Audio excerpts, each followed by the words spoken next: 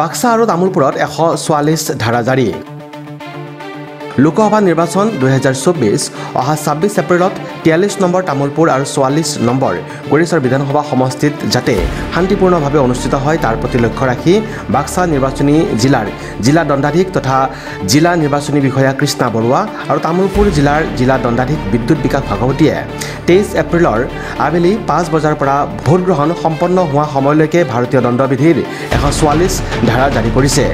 উক্ত সময়ছোৱাত ভাৰত ভূটান আন্তঃৰাষ্ট্ৰীয় সীমাৰে সকলো ধৰণৰ যান বাহন আৰু ৰাইজৰ প্ৰৱেশ আৰু প্ৰস্থানত বাধা আৰোপ কৰা হৈছে।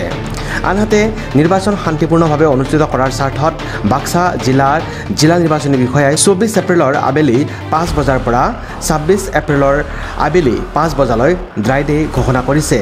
ইয়াৰ উপৰিও তামোলপুৰ জিলা দণ্ডাধীশ বিদ্যুৎ বিকাশ ভাগৱতীয়ে ভাৰতীয় দণ্ডবিধিৰ 144 ধাৰাৰ অধীনত ৰাজহুৱা স্থানত সমদল তথা 5 জনতকৈ অধিক লোকৰ সমাৱেশ, পুলিচ তথা সামৰিক বাহিনীৰ লোকৰ বাহিৰে আন লোকৰ অস্ত্ৰ-শস্ত্ৰৰ সৰবৰাহ, ভোটগ্ৰহণ কেন্দ্ৰৰ পৰা 100 মিটাৰৰ ভিতৰত নিৰ্বাচনী প্ৰচাৰ চলোৱা, পোষ্টাৰ তথা বেনাৰ প্ৰদৰ্শন আদিত বাধা আৰোপ কৰা হৈছে।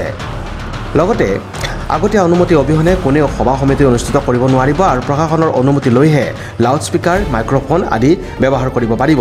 অৱশ্যে উক্ত সময়ছোৱাত স্বাস্থ্যজনিত জৰুৰী সেৱা, উচিত তথ্যপাতি থকা পৰ্যটক, অত্যাৱশ্যকীয় সামগ্ৰী পৰিবহণ সেৱা আদিক ৰেহাই দিয়া হৈছে। Text report, news express, Assam.